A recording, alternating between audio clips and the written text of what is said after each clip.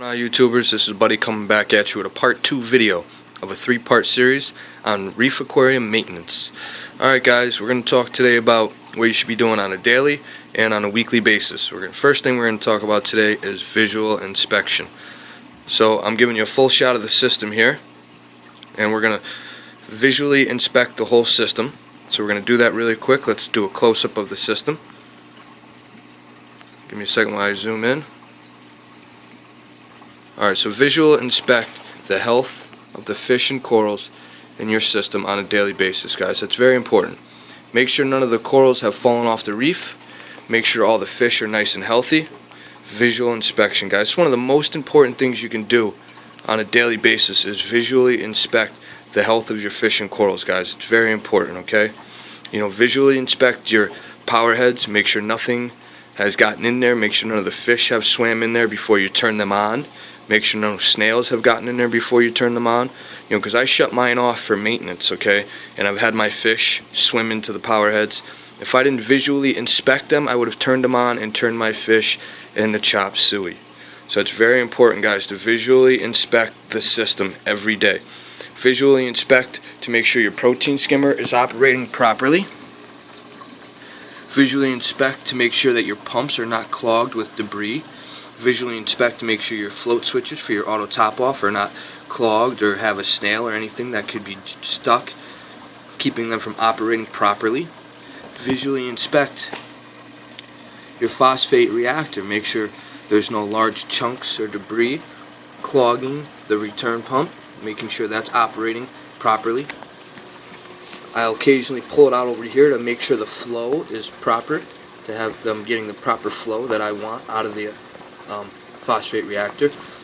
It's very important to check the inlet pump for your protein skimmer to make sure there's nothing clogging the inlet, making sure that screen is clear of debris, making sure the protein skimmer is operating properly and you're getting optimal operation out of your protein skimmer. Protein skimmers are only 30% effective, so making sure that they're working properly and you're optimizing that full 30% is very important, guys. Visually inspecting, if you're running dosing pumps like me, visually inspect your solutions, making sure that they are full, making sure that everything is working right there, making sure the tubes have not gotten clogged or bumped out of the water. Everybody should be using tube holders if they have one of these, but if you do not, even if you do, some of them just have suction cups. So make sure the tube holders have not fallen down into the water, because that could cause a back siphon after the pump is turned on and cause that to flood. So it's very important to manually, visually inspect that on a daily basis. On a weekly basis, or somewhere in between daily and weekly, visually inspect to make sure your auto top-off jugs are always maintained full or not to run empty, so we don't burn out our return pump, our pump for our auto top-off, and that our main pump doesn't ever run dry due to forgetting to check to make sure our auto DI water reservoir or top-off water doesn't run dry on us. So visually inspect, guys. It's very important to visually inspect your system on a daily basis, guys. It's very important.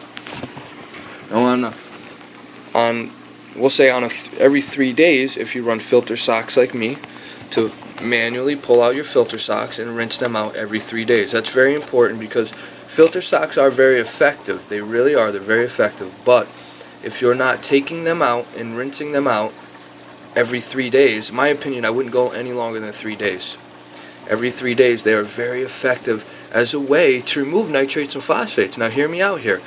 A lot of food that the fish and poo that the fish excrete and food that the fish have not yet eaten or have gotten sucked down through your overflow has made it down into our filter sock here.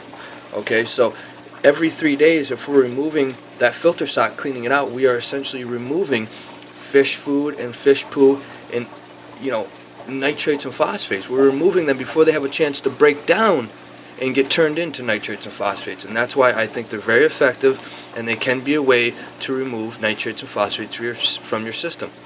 As long as you keep up on them and do it every 3 days, they're very effective. And it takes out the fine particulates fine particulate matter out of the water, which I find very unsightly. I hate looking at a system saying, oh, system's beautiful, but what's all that stuff floating around in there? Fine particulates, and that's where a filter sock comes in play and works out very effective. Now, if you run a UV sterilizer like I do, this doesn't fall on weekly, but it still falls on tank maintenance. Every 2 weeks, it's very easy for me to pull out check my UV sterilizer and make sure I'm getting optimal flow through there, making sure nothing has clogged or gotten any jams.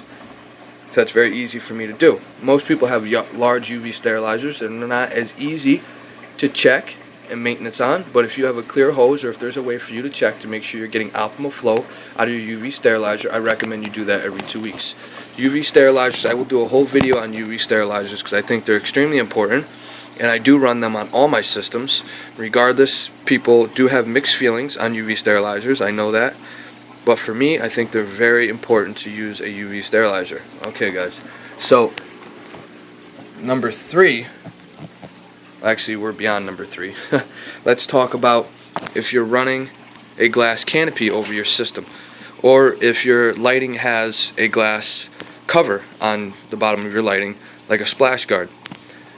The idea is not just to have good lighting, it's to have good lighting that's getting optimal, that is able to optimize proper penetration of the light. Okay, let me make sure I'm saying that right. The idea is not just to have good lighting, is to make sure that the lights are able to properly penetrate the water and you're getting the proper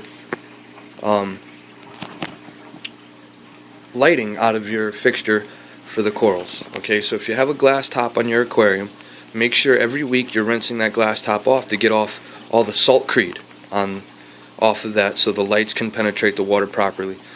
Same thing if you're running T5 lights or something like that, or metal halides, and they have the glass cover over the light fixtures, making sure that they're not covered with salt debris, and making sure that you're cleaning them on a weekly basis, or visually inspecting them at least on a weekly basis to make sure that they don't have saltcrete built up on them, to make sure that you're getting optimal lighting out of your fixture.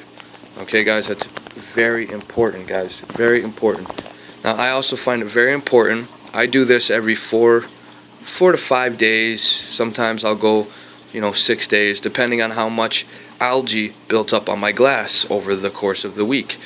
It's very important, guys, for you to manually clean your glass. Okay, it's very important. All right, this allows, if you're manually cleaning your glass, this allows your cleanup crew to more focus on your rocks and your sand bed to keep those clean. So it's very important, guys, for you to manually go in there and clean your glass. Alright guys, I can't stress that enough. Don't just throw a huge cleanup crew in there and be like, oh, they're going to take care of it. I don't need to clean the glass. That's why I have a cleanup crew. No. Get the most out of your cleanup crew by you cleaning off the glass on your aquarium, so your cleanup crew can focus on the sand bed and the rocks and keeping those clean. Alright guys, if I left anything out, definitely I'll be covering that on video 3. This is Buddy making another 2-part video on a 3-part video series. If you need help with your aquarium, definitely leave me a message and I will help you. Don't forget to hit that like button, hit that subscribe button. Alright guys, this is Buddy signing out. Happy reefing.